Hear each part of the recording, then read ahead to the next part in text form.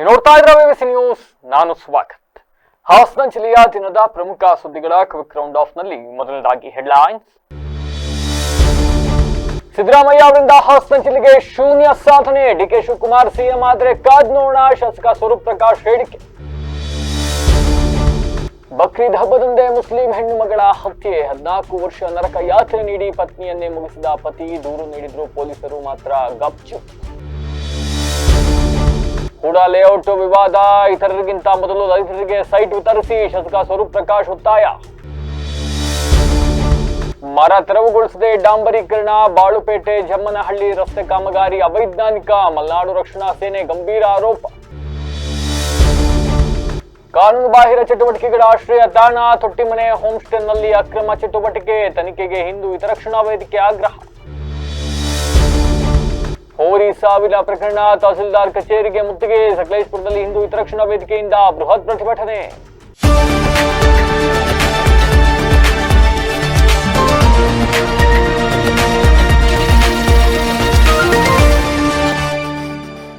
ವಾರ್ತೆಗಳ ವಿವರ. ರಾಜ್ಯದಲ್ಲಿ ಕಾಂಗ್ರೆಸ್ ಸರ್ಕಾರ ಅಧಿಕಾರಕ್ಕೆ ಬಂದು 3 ವರ್ಷಗಳಾಗ್ತಾ ಬಂದ್ರು ಕೂಡ ಮುಖ್ಯಮಂತ್ರಿ ಸಿದ್ದರಾಮಯ್ಯ ಅವರಿಂದ ಹಾಸನ ಜಿಲ್ಲೆಗೆ ಸಿಕ್ಕಿರ್ತಕ್ಕಂಥದ್ದು ಶೂನ್ಯ ಸಾಧನೆ ಅಂತ ಹಾಸನ ವಿಧಾನಸಭಾ ಕ್ಷೇತ್ರದ ಶಾಸಕರಾಗಿರ್ತಕ್ಕಂಥ ಸ್ವರೂಪ್ ಪ್ರಕಾಶ್ ತಿಳಿಸಿದ್ದಾರೆ. ರಾಜ್ಯದಲ್ಲಿ ಸಿಎಂ ಬದಲಾವಣೆ ಹಾಗೂ ಡಿಕೆ ಶಿವಕುಮಾರ್ ಅವರು ಮುಂದಿನ ಮುಖ್ಯಮಂತ್ರಿ ಆಗಲಿದ್ದಾರೆ ಎಂಬ ರಾಜಕೀಯ ವಿದ್ಯಮಾನಗಳ ಕುರಿತು ಪ್ರತಿಕ್ರಿಯೆ ನೀಡಿರ್ತಕ್ಕಂಥ ಅವರು, ಯಾರು ಮುಖ್ಯಮಂತ್ರಿ ಆಗ್ತಾರೆ ಅನ್ನೋದು ಅವ ಪಕ್ಷಕ್ಕೆ ಬಿಟ್ಟ ವಿಚಾರ, ಯಾರು ಸಿಎಂ ಆದ್ರೂ ನಮಗೇನು, ನಮಗೆ ಬೇಕಾಗಿರ್ತಕ್ಕಂಥದ್ದು ಹಾಸನ ಜಿಲ್ಲೆ ಹಾಗೂ ನಮ್ಮ ವಿಧಾನಸಭಾ ಕ್ಷೇತ್ರಕ್ಕೆ ಹೆಚ್ಚಿನ ಅನುದಾನ.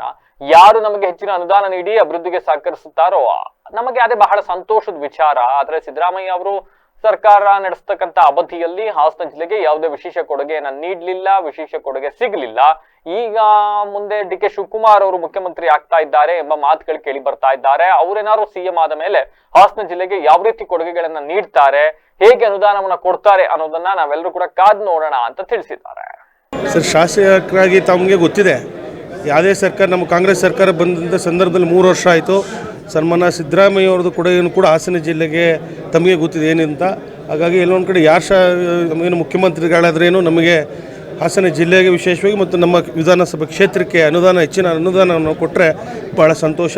ಇದು ಅವ್ರಿಗೆ ಬಿಟ್ಟಂಥ ವಿಚಾರ ಪಕ್ಷದ್ದು. ಹಾಗಾಗಿ ಯಾರು ಮುಖ್ಯಮಂತ್ರಿ ಆದರೂ ನಮಗೇನು ಹಾಸನ ಜಿಲ್ಲೆಗೆ ನಾವು ಸಂಬಂಧ ಇಲ್ಲ ಸರ್. ಮುಂದೆ ಡಿಕೆ ಶಿವಕುಮಾರ್ ಸಿಎಂ ನೋಡೋಣ ಸರ್. ಒಂದು ಕಡೆ ಎಲ್ಲಿ ನಿರೀಕ್ಷೆ, ನಾವೆಲ್ಲ ಈಗಾಗಲೇ ಸಿದ್ದರಾಮಯ್ಯ ಅವರು ಒಂದು ನಿರೀಕ್ಷೆ ಇಟ್ಕೊಂಡಿದ್ವಿ, ಹಾಸನ ಜಿಲ್ಲೆಗೆ ಶೂನ್ಯ ಒಂದು ಸಾಧನೆ. ಈಗ ನೋಡೋಣ ಇನ್ನು ಡಿ ಕೆ ಶಿವಕುಮಾರ್ ಹಾಸನ ಜಿಲ್ಲೆಗೆ ಯಾವ ರೀತಿ ಕೊಡುಗೆನ ಕೊಡ್ತಾರೆ ಕಾದು ನೋಡೋಣ ಸರ್. ಈಗಾಗಲೇ ಸಿದ್ದರಾಮಯ್ಯ ಅವರು ಹೇಳಿದ್ರು, ನಮ್ಮ JDS ಪಕ್ಷ ಅಧಿಕಾರ ಇದ್ದಂಥ ಸಂದರ್ಭದಲ್ಲೇ ಏನು ಹೊಸ ನಮ್ಮ ಮಲ್ಟಿ ಸ್ಪೆಷಾಲಿಟಿ ಆಸ್ಪತ್ರೆ ಇರ್ಬೋದು, ಪ್ರತಿಯೊಂದು ವಿಚಾರದಲ್ಲೂ ಕೂಡ ನಮ್ಮ ಒಂದು ಪಕ್ಷ ಅಧಿಕಾರದಾಗಲೇ ಆಗಿಂಥದ್ದು.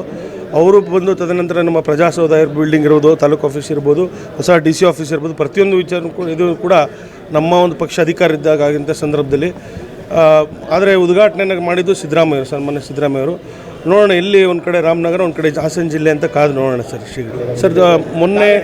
ಸರ್, ಮೊನ್ನೆ ಎಲ್ಲ ನಮ್ಮ ಬೋನಹಳ್ಳಿ ಇರ್ಬೋದು, ಎಲ್ಲ ಭಾಗದಲ್ಲಿ ಏನು ಕೆಂಚಟ್ಟಹಳ್ಳಿ ಸಂಬಂಧಪಟ್ಟ ಗೀಕರಹಳ್ಳಿ ಇರ್ಬೋದು, ಎಲ್ಲರೂ ಕೂಡ ರೈತರು ಮೊನ್ನೆ ಒಂದು ಸಭೆಯೂ ಕೂಡ ಮಾಡಿದ್ವಿ ಹೂಡ ಆಫೀಸಲ್ಲಿ. ಮಾಧ್ಯಮದವ್ರು ತಾವೆಲ್ಲ ಬಂದಿಲ್ಲ ಅಂತ ಕಾಣುತ್ತೆ. ಅದು ಸಂಪೂರ್ಣ ನಾವು ಕೂಡ ರೈತರ ಪರವಾಗಿ ನಾವು ಕೂಡ ಧ್ವನಿಯನ್ನು ಎತ್ತಿದ್ದೀವಿ, ಹೇಳಿದ್ದೀವಿ.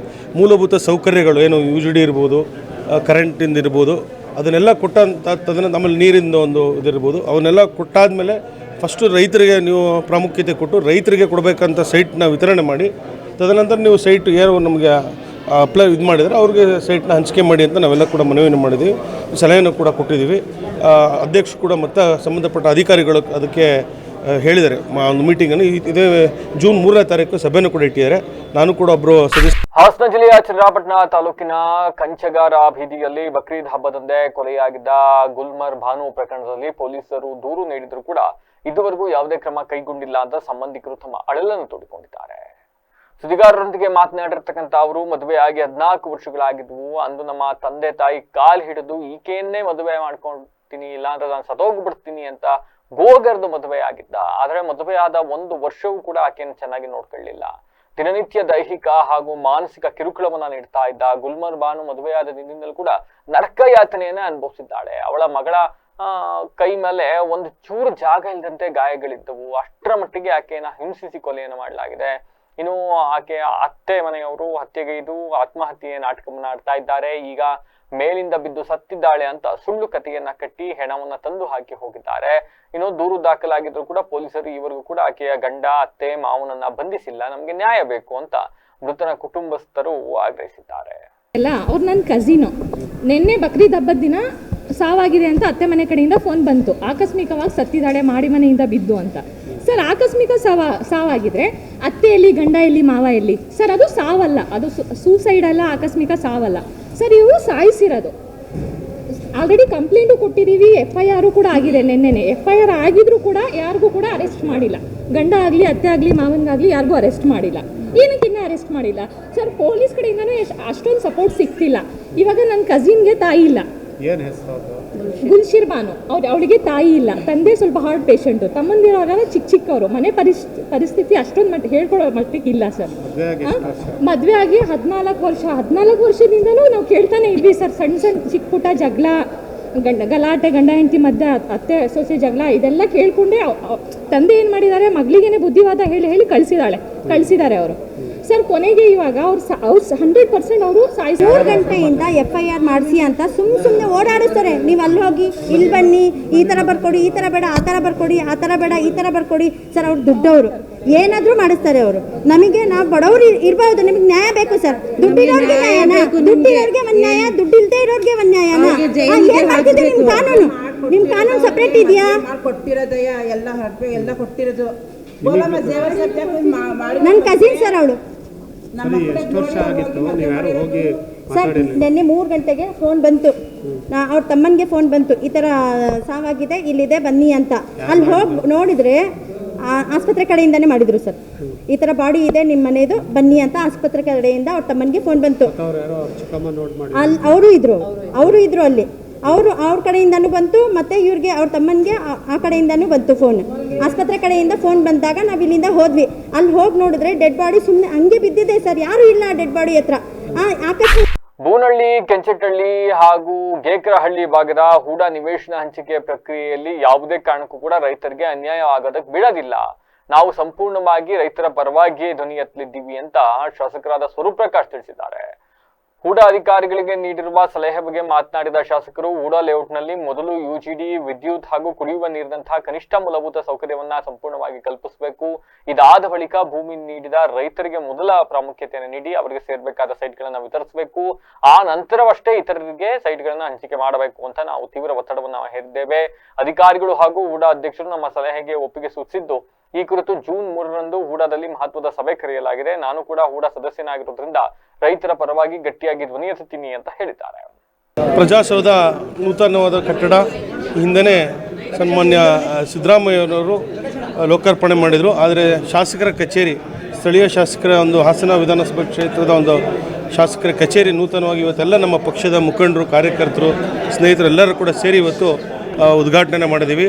ಭಾಳ ಸಂತೋಷ. ಏಕೆಂದರೆ ರೈತರು, ವಿಶೇಷವಾಗಿ ಕಂದಾಯ ಇಲಾಖೆ ಕೂಡ ಇಲ್ಲೇ ಇರೋದ್ರಿಂದ, ತಾಲೂಕು ಆಫೀಸು ಮತ್ತು ADLR ಆಫೀಸ್, ಸರ್ವೆ ಆಫೀಸ್ ಇಲ್ಲೇ ಇರೋದ್ರಿಂದ ಸಾರ್ವಜನಿಕರು ಪ್ರತಿನಿತ್ಯ ಇಲ್ಲಿ ಬರ್ತಾ ಇರ್ತಾರೆ. ಹಾಗಾಗಿ ಒಂದು ಕಡೆ ಶಾಸಕರ ಕಚೇರಿ ಆದರೆ ಕೂಡ ನಮ್ಮ ಕೈಲಾದಂಥ ಸಹಾಯ ಮಾಡಲಿಕ್ಕೆ ಭಾಳಷ್ಟು ಒಂದು ಅವಕಾಶ ಸಿಕ್ಕಿದೆ. ಹಾಗಾಗಿ ಸಂಪೂರ್ಣವಾಗಿ ಕಚೇರಿನ ಉಪಯೋಗಿಸ್ಕೊಂಡು ಸಾರ್ವಜನಿಕರಿಗೆ ಮತ್ತು ರೈತರಿಗೆ ಎಲ್ಲರಿಗೂ ಕೂಡ ಕೆಲಸ ಮಾಡೋಂಥ ನಿಟ್ಟಿನಲ್ಲಿ ಸಂಪೂರ್ಣವಾಗಿ ಇಲ್ಲಿ ತೊಡಗಿಸ್ಕೋತೀವಿ. ಎಲ್ಲರಿಗೂ ಒಳ್ಳೇದು ಮಾಡಲಿ ಭಗವಂತ ಈ ಸಂದರ್ಭದಲ್ಲಿ ಶುಭವನ್ನು ಕೋರ್ತಾ ಇದ್ದೀನಿ. ಎಲ್ಲ ಪಕ್ಷ ಖಂಡಿತ ಪ್ರತಿನಿತ್ಯ ನಾವು ಯಾವಾಗಲೂ ಕೂಡ ಹಾಸನಲ್ಲೇ ಇರ್ತೀವಿ. ಪ್ರತಿನಿತ್ಯ ನನ್ನ ಮನೆಯ ಒಂದು ಕಚೇರಿ ಬಿಟ್ಟರೆ ನಮ್ಮ DCC ಬ್ಯಾಂಕ್ ಇರ್ಬೋದು, ಪ್ರತಿನಿತ್ಯ ಇಲ್ಲೇ ಇರ್ತೀವಿ. ಹಾಗಾಗಿ ಇಲ್ಲೊಂದು ಕಡೆ ಇಲ್ಲೂ ಕೂಡ ಒಂದು ಆದರೆ ಅನುಕೂಲ ಆಗುತ್ತೆ ಅಂತ ಭಾವನೆ. ಎಲ್ಲ ಪಕ್ಷದ ಮುಖಂಡರು, ಎಲ್ಲ ಕಾರ್ಯಕರ್ತರು ಬಂದರೆ ಅವ್ರಿಗೆಲ್ಲರೂ ಕೂಡ ನಾನು ಈ ಸಂದರ್ಭದಲ್ಲಿ ಧನ್ಯವಾದ ಹೇಳಕ್ಕೆ ಬಯಸ್ತೀನಿ. ಸರ್, ಈಗ ಸಿದ್ದರಾಮಯ್ಯನವರು ರಾಜೀನಾಮೆ ಕೊಟ್ಟಿದ್ದಾರೆ, ಬಿಲ್ಡಿಂಗ್ ಕಾಮಗಾರಿನೇ ಕಳಪೆ ಆಗಿದೆ ಅಂತೇಳಿ ಸರ್, ಈಗ ಇವತ್ತು ಆಫೀಸಿಗೆ ಬಂದಿದ್ದೀವಿ. ಸೋಮವಾರದ ಮೇಲೆ ಇದರದ ಸಂಬಂಧಪಟ್ಟ ಏನು ಕಾಂಟ್ರಾಕ್ಟರ್ದಾರರು ಯಾರಿದ್ದಾರೆ ಮತ್ತು ಬಿಲ್ಡಿಂಗಿಗೆ ಎಷ್ಟು ವೆಚ್ಚ ಖರ್ಚಾಗಿದೆ ಅದನ್ನೆಲ್ಲ ಸಂಪೂರ್ಣವಾಗಿ ಕೂಲಂಕುಷವಾಗಿ ಎಲ್ಲ ತನಿಖೆನ ಮಾಡಿ ಅದನ್ನೇನು ಒಂದು ಮುಂದಿನ ರೀತಿಯಲ್ಲಿ ಯಾವ ಕಾರಣಕ್ಕೆ ಇದು ಬಿಲ್ಡಿಂಗ್ನ ಮತ್ತೆ ರಿಪೇರಿ ಮಾಡಬೇಕಾಗುತ್ತೆ ಎಲ್ಲ ಸಂಪೂರ್ಣವಾಗಿ ಮಾಡಿಸ್ತೀವಿ ಸರ್. ಸಕಲೇಶಪುರ ತಾಲೂಕಿನ ಬಾಳುಪೇಟೆಯಿಂದ ಜಮನಹಳ್ಳಿವರೆಗೆ ನಡೀತಾ ಇರತಕ್ಕಂಥ ರಸ್ತೆ ಅಭಿವೃದ್ಧಿ ಕಾಮಗಾರಿ ಅವೈಜ್ಞಾನಿಕವಾಗಿ ನಡೀತಾ ಇದ್ದು ಭವಿಷ್ಯದಲ್ಲಿ ರಸ್ತೆ ಗುಣಮಟ್ಟ ಹಾಗೂ ಸಾರ್ವಜನಿಕರ ಸುರಕ್ಷತೆ ಮೇಲೆ ಗಂಭೀರ ಪರಿಣಾಮ ಬೀರುವ ಸಾಧ್ಯತೆ ಇದೆ ಅಂತ ಮಲೆನಾಡು ರಕ್ಷಣಾ ಸೇನೆ ರಾಜ್ಯಾಧ್ಯಕ್ಷ ಜಾನ್ಕೆರೆ ಸಾಗರ್ ಆರೋಪಿಸಿದ್ದಾರೆ. ಈ ಕುರಿತು ಮಾಹಿತಿ ಹಕ್ಕು ಕಾಯ್ದೆಯಡಿ ಸಂಬಂಧಪಟ್ಟ ಇಲಾಖೆಗಳಿಗೆ ಮಾಹಿತಿಯನ್ನ ಕೋರಲಾಗಿತ್ತು. ಆದರೆ ಕೇಳಲಾದ ಪ್ರಶ್ನೆಗಳಿಗೆ ಸಮರ್ಪಕ ಹಾಗೂ ಸ್ಪಷ್ಟ ಉತ್ತರ ದೊರೆತಿಲ್ಲ ಅಂತ ಅವರು ಅಸಮಾಧಾನವನ್ನು ವ್ಯಕ್ತಪಡಿಸಿದ್ದಾರೆ. ಇನ್ನು ರಸ್ತೆ ಬದಿಯ ಮರಗಳನ್ನ ತೆರವುಗೊಳಿಸದೆ ತುರ್ತಾಗಿ ಡಾಂಬರೀಕರಣ ನಡೆಸ್ತಾ ಇರತಕ್ಕಂಥದ್ದು ಹಲವು ಅನುಮಾನಗಳಿಗೆ ಕಾರಣವಾಗಿದೆ. ರಸ್ತೆ ನಿರ್ಮಾಣ ಕಾಮಗಾರಿ ಆರಂಭಿಸುವ ಮುನ್ನವೇ ಸಂಬಂಧಪಟ್ಟ ಇಲಾಖೆಗಳು ಸಮನ್ವಯ ಸಾಧಿಸಿ ಅಗತ್ಯ ಯೋಜನೆಯನ್ನು ರೂಪಿಸಬೇಕಾಗಿತ್ತು. ಆದರೆ ಸೂಕ್ತ ಪೂರ್ವ ಸಿದ್ಧತೆ ಇಲ್ಲದೆ ಕಾಮಗಾರಿ ನಡೆಸ್ತಾ ಇರತಕ್ಕಂಥದ್ದು ಕಾಮಗಾರಿಯ ಗುಣಮಟ್ಟದ ಬಗ್ಗೆ ಪ್ರಶ್ನೆಗಳನ್ನ ಹುಟ್ಟುಹಾಕಿದೆ. ಇನ್ನು ಇದೀಗ ರಸ್ತೆ ಬದಿಯ ಮರಗಳನ್ನ ತೆರವುಗೊಳಿಸುವ ಪರಿಸ್ಥಿತಿ ಎದುರಾದ್ರೆ ಹೊಸದಾಗಿ ನಿರ್ಮಿಸಿರ್ತಕ್ಕಂಥ ರಸ್ತೆಯ ಅಂಚುಗಳನ್ನ ಹಾನಿಗೊಳಿಸಬೇಕಾದಂತ ಅನಿವಾರ್ಯತೆ ನಿರ್ಮಾಣ ಆಗುತ್ತೆ. ಇದರಿಂದ ಗುಣಮಟ್ಟ ಕುಸಿಯುವ ಸಾಧ್ಯತೆ ಇದೆ. ಮಳೆಗಾಲದಲ್ಲಿ ಮರಗಳಿಂದ ಹರಿತಕ್ಕಂಥ ನೀರು ರಸ್ತೆಯ ಮೇಲೆಯೇ ಬೀಳೋದ್ರಿಂದ ಡಾಂಬರ್ ಪದರ ಬೇಗ ಹಾಳಾಗುವ ಅಪಾಯವೂ ಕೂಡ ಹೆಚ್ಚಾಗಿದೆ ಅಂತ ಆತಂಕವನ್ನ ವ್ಯಕ್ತಪಡಿಸಿದ್ರು. ಸಾರ್ವಜನಿಕರ ತೆರಿಗೆ ಹಣದಲ್ಲಿ ನಡೀತಾ ಇರತಕ್ಕಂಥ ಅಭಿವೃದ್ಧಿ ಕಾಮಗಾರಿಗಳು ಗುಣಮಟ್ಟದ ಮಾನದಂಡಗಳಿಗೆ ಅನುಗುಣವಾಗಿ ನಡೆಯಬೇಕು ಅಂತ ಒತ್ತಾಯಿಸಿದ್ರು. ಸ್ನೇಹಿತರೆ ನಮಸ್ತೆ ಕರುನಾಡು. ನಾನಿವತ್ತು ಬಾಳ್ಳುಪೇಟೆಯಿಂದ ಜಮ್ಮನಹಳ್ಳಿವರೆಗೆ ಏನು ರಸ್ತೆ ಆಗಿದೆ ಆ ರಸ್ತೆನಲ್ಲಿರ್ತೀನಿ. ರಸ್ತೆ ಕಾಮಗಾರಿ ಸಂಪೂರ್ಣವಾಗಿ ಆಗಿದೆ, ಏನು ಚೆನ್ನಾಗಾಗಿದೆ ಅಂತ ನಾನು ಹೇಳೋಕ್ಕೋಗಲ್ಲ. ಯಾಕೆ ಈ ವಿಡಿಯೋನ ಮಾಡ್ತಾಯಿದ್ದೀನಿ ಅಂದರೆ ತಾವು ನೋಡ್ಬೋದು ನೋಡಿ, ಇಲ್ಲಿ ರಸ್ತೆಯ ಎಡಬದಿ ಮತ್ತು ಬಲಬದಿನಲ್ಲಿ ಟ್ರೀ ಇದೆ, ಮರವನ್ನು ಕಟ್ಟಿಂಗ್ ಮಾಡ್ದಲೇ ಇವರು ಡಾಂಬರೀಕರಣವನ್ನು ಮಾಡಿದ್ದಾರೆ. ಇದು ಯಾವ ಉದ್ದೇಶಕ್ಕೆ ಮಾಡಿದ್ರು ಅನ್ನೋದು ಯಾವುದೇ ಕಾರಣಕ್ಕೂ ಗೊತ್ತಿಲ್ಲ, ಇನ್ನು ಮುಂದೆ ತಿಳ್ಕೋಬೇಕು. ಇದರಂತೆ ನಾನು ಇದನ್ನು ಸಹ ನಾನು ಮಾಹಿತಿ ಹಕ್ಕಲ್ಲೂ ಸಹ ಹಾಕಿ ಕೇಳಿದೆ. ಒಂದು ಡಾಂಬರ್ ಹಾಕಬೇಕು ಅಂದರೆ ರಸ್ತೆ ಎಡಬದಿ ಮತ್ತು ಬಲಬದಿನಲ್ಲಿರುವಂಥ ಮರಗಳನ್ನು ಕಟ್ ಮಾಡಿ ಅದಾದ ನಂತರ ಡಾಂಬರ್ ಹಾಕಬೇಕಲ್ವ. ಯಾಕೆ ನೀವು ಈ ಮರವನ್ನು ಕಟ್ ಮಾಡಿಲ್ಲ ಅಂತ ನಾನು RTIಯಲ್ಲಿ ಇದೇ PWD ಅವರನ್ನು ಕೇಳಿದಾಗ ಅವ್ರು ಉತ್ತರ ಕೊಡ್ತಾರೆ, ನಾವು ಫಾರೆಸ್ಟ್ ಇಲಾಖೆಯವರಿಗೆ ಅರ್ಜಿ ಕೊಟ್ಟಿದ್ದೀವಿ, ಅವರು ಕಟ್ ಮಾಡಿಲ್ಲ ಅಂತಾರೆ.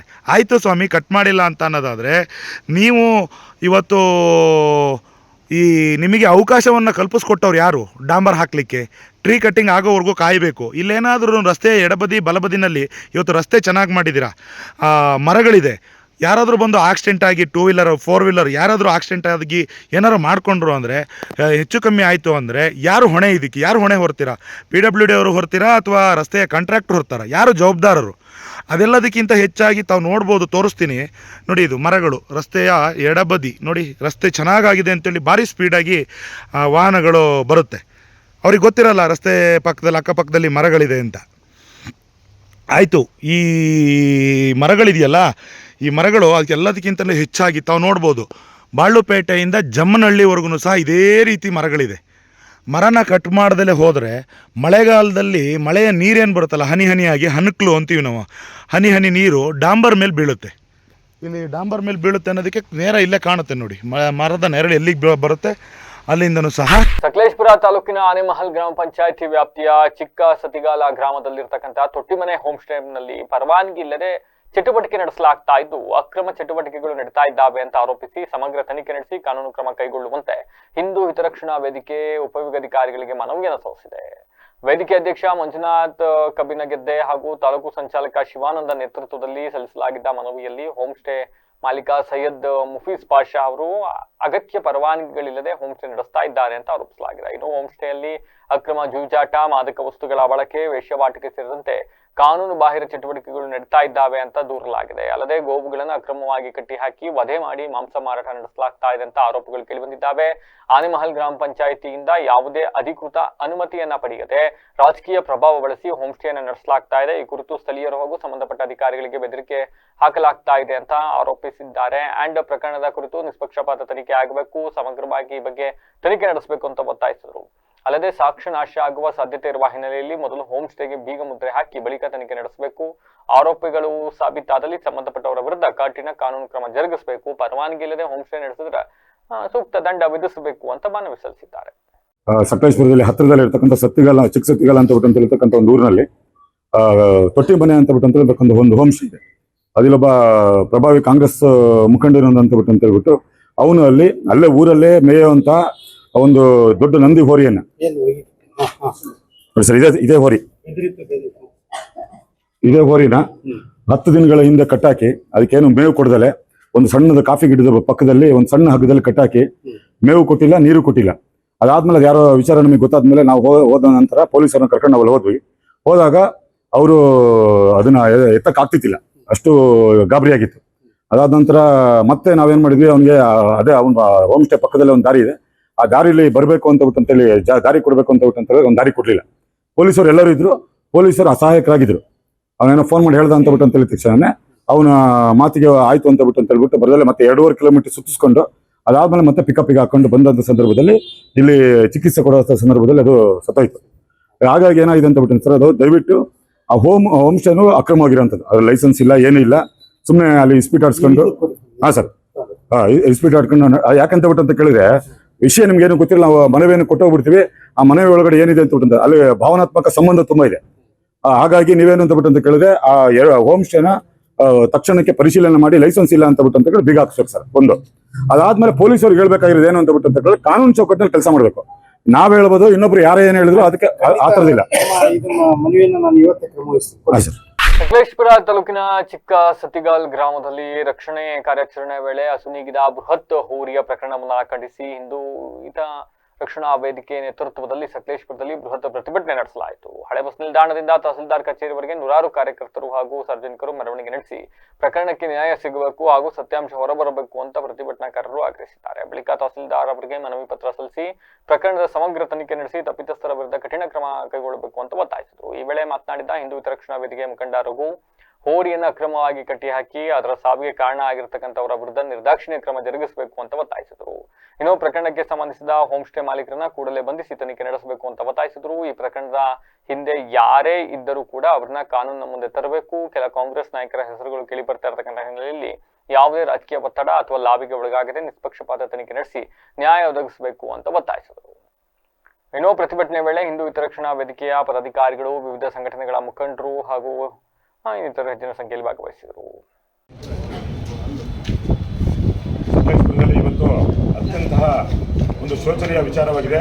ಕಾರಣ ಏನು ಅಂತ ಹೇಳಿದ್ರೆ, ಇಡೀ ಕರ್ನಾಟಕ ರಾಜ್ಯದಲ್ಲಿ ಗೋಹತ್ಯೆ ನಿಷೇಧ ಕಾನೂನು ಇದ್ದರೂ ಸಹ ಅದನ್ನು ಮೀರಿ ಬಕ್ರೀದ್ನಲ್ಲಿ 28ನೇ ತಾರೀಕಿಗೆ ಕುರ್ಬಾನಿಯನ್ನು ಕೊಡಬೇಕು, ಬಲಿಯನ್ನು ಕೊಡಬೇಕು ಅಂತೇಳಿ ಏನು ಸತ್ತಿಗಾಲು ಮತ್ತು ದೊಡ್ಡ ಸತ್ತಿಗಾಲು, ಸುಳ್ಳಕ್ಕಿ ಈ ಜಾಗಗಳಲ್ಲಿ ಆ ದೇವಸ್ಥಾನದ ನಂದಿ ಅಂತ ಹೇಳ್ತಕ್ಕಂಥ ಓಡಾಡ್ತಿರ್ತಕ್ಕಂಥ ಒಂದು ಬೃಹತ್ತಾದಂತಹ ಒಂದು ಹೋರಿಯನ್ನು ಕದ್ದು ಅದಕ್ಕೆ ಏನೋ ಒಂದು ಮತ್ತು ಬರುವಂತಹ ಬನ್ನನ್ನು ತಿನ್ನಿಸಿ ಅದನ್ನು ತಗೊಂಡು ಬಂದ್ಬಿಟ್ಟು 15 ದಿನಗಳಿಂದ ಹಿಂದೆ ಅಲ್ಲಿ ಕಟ್ಟಾಕಿ ಅದಕ್ಕೆ ಮೇವನ್ನು ಕೊಡದೆ, ಮೇವನ್ನು ಯಾಕೆ ಕೊಟ್ಟಿಲ್ಲ ಅಂತ ಕೇಳಿದ್ರೆ ಅದು ಸ್ವಲ್ಪ ರಾಂಗ್ ಆಗಿತ್ತು ಅಂತೇಳಿ ಅದನ್ನು ಕಡಿಬೇಕಾದ್ರೆ ಅದು ರಾಂಗ್ ಆಗುತ್ತೆ. ಯಾವುದೇ ಕಾರಣಕ್ಕೂ ಸಹ ನಾವು ಸಹ ಅದರಿಂದ ಏಟ್ ತಿನ್ನಬೇಕಾಗುತ್ತೆ ಅಂತ ಹೇಳ್ತಕ್ಕ ಒಂದೇ ಒಂದು ಕಾರಣದಿಂದ ಅದನ್ನು 10 ದಿನಗಳ ಕಾಲ ಮೇವನ್ನು, ಹುಲ್ಲನ್ನು, ನೀರನ್ನು ಕೊಡದೆ ಅದನ್ನು ಅತ್ಯಂತ ಹೀನಾಯವಾಗಿ ಚಿತ್ರಹಿಂಸೆ ಕೊಟ್ಟು ನಡೆಸ್ಕೊಂಡಿದ್ದಾರೆ ಅಂತ ಕೇಳಿದ್ರೆ ಅದು ಇಡೀ ಹಿಂದೂ ಸಮಾಜಕ್ಕೆ ನೋವಾಗಿರ್ತಕ್ಕಂಥದ್ದು. ಹಾಗಾಗಿ ಇವತ್ತು ನಾವು ಆ ಯಾವ ತೊಟ್ಟಿ ಮನೆ ಹೋಮ್ ಸ್ಟೇ ಅಂತ ಏನು ಚಿಕ್ಕ ಸತಿಗಲ್ನಲ್ಲಿದೆ, ಆ ಹೋಮ್ ಸ್ಟೇಯ ಮಾಲೀಕ ಆಗಿರ್ತಕ್ಕಂತಹ ಕಾಂಗ್ರೆಸ್ನ ಮುಖಂಡ ಮುಫೀಜ್ನನ್ನ ಬಂಧಿಸಬೇಕು. ಅವನೇ ಅದನ್ನು ಕಟ್ಟಾಕ್ಸಿರೋದು. ಹಾಗಾಗಿ ಅವನನ್ನು ಬಂಧಿಸಬೇಕು ಅಂತೇಳಿ ಇವತ್ತು ನಾವು ಮನವಿಯನ್ನು ಕೊಟ್ಟಿದ್ದೀವಿ. ಈಗಾಗಲೇ ಯಾರೋ ಒಬ್ಬ ಅದನ್ನು ನಾವು ಅದಕ್ಕೆ ಮೇವನ್ನು ಕೊಟ್ಟಿದ್ದೀವಿ, ನೀರನ್ನು ಕೊಟ್ಟಿದ್ದೀವಿ ಅಂತ ಹೇಳ್ತಕ್ಕಂಥ ವಿಚಾರವನ್ನು ಇನ್ಸ್ಪೆಕ್ಟರ್ಗೆ ವಿಡಿಯೋವನ್ನು ಕಳಿಸಿರೋದು, ಮತ್ತು ಎಲ್ಲೋ ನಿಂತ್ಕೊಂಡು ವಿಡಿಯೋವನ್ನು ವೈರಲ್ ಮಾಡ್ತೀಯಾನೆ ಅಂತ ಕೇಳಿದ್ರೆ ಅವ್ನು ನೇರವಾಗಿ ಬಂದು ಪೊಲೀಸ್ ಸ್ಟೇಷನ್ಗೆ ಬಂದು ಒಪ್ಕೊಳ್ಳಿ, ನಾನೇ ತಗೊಂಡು ಬಂದ್ಬಿಟ್ಟು ಅಲ್ಲಿ ಕಟ್ಟಾಕಿದ್ದು ಅಂತೇಳಿ ಅದಾದ ನಂತರ ನಮ್ಮಲ್ಲಿ ಕಂಪ್ಲೇಂಟ್ ಕೊಡಲಿ, ನಾವು ಅದಕ್ಕೆ ಯಾವುದೇ ರೀತಿಯಾದಂತಹ ಶಿಕ್ಷೆ ಅನುಭವಿಸೋದಕ್ಕೂ ನಾವು ತಯಾರಿದ್ದೀವಿ. ಆದರೆ ಇವತ್ತು ನಾವು ಆಗ್ರಹವನ್ನು ಮಾಡ್ತಾ ಇದ್ದೀವಿ, ಯಾವುದೇ ಕಾರಣಕ್ಕೂ ಸಹ ಪದೇ ಪದೇ ಸಕಲೇಶಪುರದಲ್ಲಿ ಗೋಮು ಗಲಭೆ ಸೃಷ್ಟಿ ಮಾಡಬೇಕು ಅಂತ ಹೇಳ್ತಕ್ಕಂತಹ ಷಡ್ಯಂತ್ರವನ್ನು ಮಾಡ್ತಿರ್ತಕ್ಕಂಥ ಮುಫೀಜ್ನನ್ನ ಕೊಡ್ತಾರೆ. ಆ ಮಾಹಿತಿ ಮೇರೆಗೆ ನಮ್ಮ ಕಾರ್ಯಕರ್ತರು ಅಲ್ಲೋಗಿ ನೋಡಿದಾಗ ಒಂದು ಹೋಮ್ ಸ್ಟೇ ಪಕ್ಕದ ಒಂದು 10 ಮೀಟರ್ ಡಿಸ್ಟೆನ್ಸಲ್ಲಿ ಒಂದು ಕಾಫಿ ಗಿಡಕ್ಕೆ ಒಂದು ಬೃಹತ್ ಗಾತ್ರದ ಓರಿನ ಕಟ್ಟಾಕಿರ್ತಾರೆ. ಕಟ್ಟಾಕಿ ತುಂಬ ಹೃದಯ ವಿದ್ಯೋಗ ಘಟನೆಯಲ್ಲಿ ಒಂಥರ ತುಂಬ ಚಿಕ್ಕದಾಗಿ ನೀರು ಬಕೆಟ್ ಏನು ಇಲ್ಲದೇ ಅದೇನು ಆ ಚಿಕ್ಕ ಹಗ್ಗದಲ್ಲಿ ಎಷ್ಟು ಉದ್ದ ಇದೆ ಅಷ್ಟು ಹಗ್ಗದಲ್ಲೇ ಮೇಯಬೇಕು, ಅಲ್ಲಿ ಮೇಯಕ್ಕೂ ಏನೂ ಇರಲಿಲ್ಲ. ಬರೀ ಕಾಫಿ ಗಿಡದ ಸೊಪ್ಪನ್ನು ತಿಂದ್ಕೊಂಡು ಆ ಓರಿ ಅಲ್ಲಿ ನಿಂತಿತ್ತು, ಕುತ್ತಿಗೆ ಕೆಳಗೆ ಮಾಡಿ ನಿಂತಿತ್ತು. ಅದನ್ನು ನೋಡಿದಂಥ ಸಂದರ್ಭದಲ್ಲಿ ನಮಗೆ ಪಕ್ಕ ಗೊತ್ತಾಗಿತ್ತು, ಈ ಓರಿ ಯಾವುದೇ ಕಾರಣಕ್ಕೂ ಇದು ಸಿಗಾಕೊಂಡಿರೋದಲ್ಲ, ಇದನ್ನು ಯಾರೋ ಬೇಕಂತಲೇ ತಂದು ಕಟ್ಟಾಕಿದ್ದಾರೆ ಅಂತ ಹೇಳ್ಬಿಟ್ಟು ನಮಗೆ ಗೊತ್ತಾಯಿತು. ನಾವು ತಕ್ಷಣ ಬಂದು ನಮ್ಮ ಟೀಮ್ ಅವ್ರ ಜೊತೆ ಡಿಸ್ಕಸ್ ಮಾಡಿ SP ಅವರ ಗಮನಕ್ಕೆ ತಂದು, ಹಾಗೆ DSP ಮತ್ತು ನಮ್ಮ ನಗರ ಠಾಣೆ ಸರ್ಕಲ್ ಇನ್ಸ್ಪೆಕ್ಟರ್ ಅವರ ಗಮನಕ್ಕೆ ತಂದು ನಮ್ಮ ತಂಡ 5 ಗಂಟೆ 20 ನಿಮಿಷಕ್ಕೆ ನಮ್ಮ ಸಂಪೂರ್ಣ ತಂಡ ಒಂದು 25-30 ಹೋಗ್ತೀವಿ. ಆದರೆ ಹೋದಂಥ ಸಂದರ್ಭದಲ್ಲಿ ಆ ಓರಿ ಆಲ್ರೆಡಿ 2-3 ಬಾರಿ ನಿಯಂತ್ರಣ ತಪ್ಪಿ ಬಿದ್ದಿತ್ತು. ಕೊನೆಗೆ ನಾವೇನು ಮಾಡ್ತೀವಿ, ಅದೇ ಹೋಮ್ ಸ್ಟೇಯಿಂದ ಬಕೆಟಲ್ಲಿ ನೀರು ತಗೊಂಡು ಓರಿಗೆ ಹಾಕಿದ ಮೇಲೆ ಓರಿ ಎದಳ್ತು. ಕೊನೆಗೆ ನಮ್ಮ ಎಲ್ಲ ಕಾರ್ಯಕರ್ತರು ಸೇರಿ ಅದಕ್ಕೆ ಹೊಟ್ಟೆ ಭಾಗಕ್ಕೆ ಒಂದು ಹಗ್ಗವನ್ನು ಹಾಕಿ ಕಟ್ಟಿದ್ರು. ಹಾಗೆ ಕುತ್ತಿಗೆಗೆ ಹಗ್ಗ ಹಾಕಿ ಹಿಂದ್ಗಡೆ ಕಾಲನ್ನ ಕೂಡ ಕಟ್ಟಿದ್ರು. ಬಾಲನ ಒಂದು ಸ್ವಲ್ಪ ಏಟ್ ಮಾಡಿ ಬಾಲಕ್ಕೂ ಕೂಡ ಏಟಾಗಿತ್ತು. ಕೊನೆಗೆ ಆ ಓರಿಗೆ ಹಗ್ಗ ಹಾಕ್ಕೊಂಡು ನಾವು ಅಲ್ಲೇ ಪಕ್ಕದಲ್ಲಿ ಹೋಮ್ ಸ್ಟೇಯಿಂದ ತರೋಕ್ಕೆ ಅಂತ ಹೇಳ್ಬಿಟ್ಟು ಪ್ರಯತ್ನ ಪಟ್ಟಾಗ ಪೊಲೀಸವರು ಹೋಮ್ ಸ್ಟೇ ಹತ್ರ ಇದ್ರು. ಪೊಲೀಸವರು ಹೇಳಿದ್ರು ಇಲ್ಲ, ಈ ಹೋಮ್ ಸ್ಟೇಗೂ ಅದಕ್ಕೂ ಸಂಬಂಧ ಇಲ್ಲ ಅಂತೆ, ಅದನ್ನ ಈ ಕಡೆ ತರಬಾರ್ದು ಅಂತ ಅವರು ಆ ಹೋಮ್ ಸ್ಟೇ ಮಾಲೀಕರು ಹೇಳ್ತಿದ್ದಾರೆ ಅಂತ ಹೇಳಿದ್ಮೇಲೆ ಕೊನೆಗೆ ನಾವು ಹೇಗೋ ಕಷ್ಟಪಟ್ಟು 5 ಗಂಟೆ 20 ನಿಮಿಷದಿಂದ 8 ಗಂಟೆ 27 ನಿಮಿಷ ತನಕ ಸತತವಾದಂಥ 3-3.5 ಗಂಟೆಗಳ ಕಾರ್ಯಾಚರಣೆ ಮಾಡಿ 2 ಕಿಲೋಮೀಟರ್ ತೋಟದ ದಾರಿಯಲ್ಲಿ ಶ್ರಮಿಸಿ ಕೊನೆಗೆ ಒಂದು ಆ ಚಿಕ್ಕ ಸತ್ತಿಗೆ ಗ್ರಾಮದ ಒಂದು ಸಿಮೆಂಟ್ ರಸ್ತೆಗೆ ಓರಿನ ತಗೊಂಡು ಪೊಲೀಸರು ಕೂಡ ಸ್ಥಳದಲ್ಲೇ ಇದ್ದರು. ಇವತ್ತೇನು ಯಾರೋ ದೂರದಲ್ಲಿ ಕೂತ್ಕೊಂಡು ಓರಿಗೆ ನಾವು ಕಟ್ಟಾಕಿದ್ವಿ, ಓರಿಗೆ ನಾವು ಹುಲ್ಲು ನೀರು ಎರಡನ್ನೂ ಕೊಟ್ಟಿದ್ದೀವಿ ಅಂತೇಳ್ಬಿಟ್ಟು ಯಾರೋ ದೂರದಲ್ಲಿ ಕೂತ್ಕೊಂಡು ವೀಡಿಯೋ ಮಾಡೋಂಥದ್ದಲ್ಲ. ಸ್ಥಳದಲ್ಲಿ ಓರಿನ ರಕ್ಷಣೆ ಮಾಡೋಂಥ ಸಂದರ್ಭ ನಾನು ಇದ್ದೆ, ನಾನೇ ಮೈನ್ ಅದಕ್ಕೆ ಓರಿ ರಕ್ಷಣೆ ಮಾಡೋದು. ನಾನು ಸ್ಪಾಟಲ್ಲಿ ಇದ್ದಂಥವನು, ಪೊಲೀಸರು ಕೂಡ ಇದ್ದರು. ಇವತ್ತು ಯಾರೋ ದೂರದಲ್ಲಿ ಕೂತ್ಕೊಂಡು ವೀಡಿಯೋನ ವೈರಲ್ ಮಾಡಿ ನಾವು ನೀರಿಟ್ಟಿದ್ದೀವಿ, ಅದಕ್ಕೆ ಹುಲ್ಲು ಕೊಟ್ಟಿದ್ದೀವಿ ಅಂತ ಹೇಳೋಂಥದ್ದಲ್ಲ. ಅವ್ನು ಯಾರು ಕಟ್ಟಾಕಿದ್ರೆ ಅವ್ನು ನೇರವಾಗಿ ಬಂದು ಹೇಳಿ. ಬೇಕಾದರೆ ಇವತ್ತು ಓರಿ ನಾನು ಕಟ್ಟಾಕ ಹೋಗೋ ಚೆನ್ನಾಗಿತ್ತು, ಕೊನೆಗೆ ಇವರು ತಗೊಂಡೋಗ್ಬೇಕಾ ಸತ್ತೋಗಿತ್ತು ಅಂತ ಹೇಳ್ಬೇಕು ನಮ್ಮ ಮೇಲೆ ನೇರ. ಈಗ ಮತ್ತೊಮ್ಮೆ ಹೆಡ್ಲೈನ್ಸ್. ಸಿದ್ದರಾಮಯ್ಯ ಅವರಿಂದ ಹಾಸನ ಜಿಲ್ಲೆಗೆ ಶೂನ್ಯ ಸಾಧನೆ. ಡಿಕೆ ಶಿವಕುಮಾರ್ ಸಿಎಂ ಆದ್ರೆ ಕಾದ್ ನೋಡೋಣ. ಶಾಸಕ ಸ್ವರೂಪ್ ಪ್ರಕಾಶ್ ಹೇಳಿಕೆ. ಬಕ್ರೀದ್ ಹಬ್ಬದಂದೇ ಮುಸ್ಲಿಂ ಹೆಣ್ಣು ಮಗಳ ಹತ್ಯೆ. 14 ವರ್ಷ ನರಕ ಯಾತ್ರೆ ನೀಡಿ ಪತ್ನಿಯನ್ನೇ ಮುಗಿಸಿದ ಪತಿ. ದೂರು ನೀಡಿದ್ರು ಪೊಲೀಸರು ಮಾತ್ರ ಗಪ್ಚುಪ್. ಕೂಡ ಲೇಔಟ್ ವಿವಾದ. ಇತರರಿಗಿಂತ ಮೊದಲು ರೈತರಿಗೆ ಸೈಟ್ ವಿತರಿಸಿ. ಶಾಸಕ ಸ್ವರೂಪ್ ಪ್ರಕಾಶ್ ಒತ್ತಾಯ. ಮರ ತೆರವುಗೊಳಿಸದೆ ಡಾಂಬರೀಕರಣ. ಬಾಳುಪೇಟೆ ಜಮ್ಮನಹಳ್ಳಿ ರಸ್ತೆ ಕಾಮಗಾರಿ ಅವೈಜ್ಞಾನಿಕ. ಮಲೆನಾಡು ರಕ್ಷಣಾ ಸೇನೆ ಗಂಭೀರ ಆರೋಪ. ಕಾನೂನು ಬಾಹಿರ ಚಟುವಟಿಕೆಗಳ ಆಶ್ರಯ ತಾಣ. ತೊಟ್ಟಿಮನೆ ಹೋಮ್ ಸ್ಟೇನಲ್ಲಿ ಅಕ್ರಮ ಚಟುವಟಿಕೆ. ತನಿಖೆಗೆ ಹಿಂದೂ ಹಿತರಕ್ಷಣಾ ವೇದಿಕೆ ಆಗ್ರಹ. ಹೋರಿ ಸಾವಿನ ಪ್ರಕರಣ. ತಹಸೀಲ್ದಾರ್ ಕಚೇರಿಗೆ ಮುತ್ತಿಗೆ. ಸಕಲೇಶ್ಪುರದಲ್ಲಿ ಹಿಂದೂ ಹಿತರಕ್ಷಣಾ ವೇದಿಕೆಯಿಂದ ಬೃಹತ್ ಪ್ರತಿಭಟನೆ. ಇದಾಗಿತ್ತು ಹೊತ್ತಿನ ವಿಶೇಷ. ನಿರಂತರ ಸುದ್ದಿಗಾಗಿ ನೋಡ್ತಾ ಇರಿ ವಿಬಿಸಿ ಟಿವಿ. ಸತ್ಯದ ಕಡೆ. ನಮಸ್ಕಾರ.